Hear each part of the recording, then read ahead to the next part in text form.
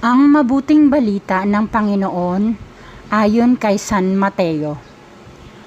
Noong panahon na iyon, dumating si Jesus sa lupain ng Cesarea ng Filipos.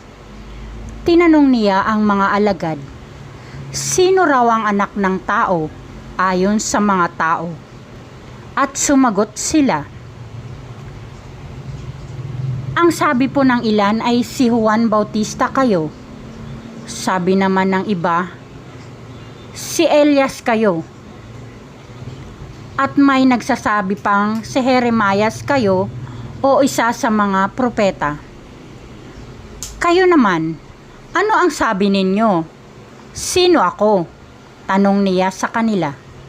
Sumagot si Simon, "Kayo po ang Kristo, ang anak ng Diyos na buhay."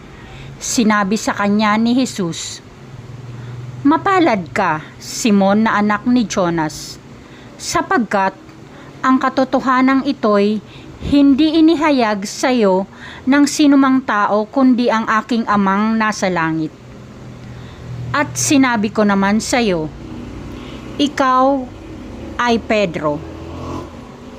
At sa ibabaw ng batong ito ay itatayo ko ang aking simbahan. At hindi makakapanig sa kanya kahit ang kapangyarihan ng kamatayan. Ibibigay ko sa iyo ang susi ng kaharian ng langit. Ang ipagbawal mo sa lupa ay ipagbabawal sa langit. Ang ipahintulot mo sa lupa ay ipahihintulot sa langit." Ang mabuting balita ng Panginoon. Salamat sa Diyos.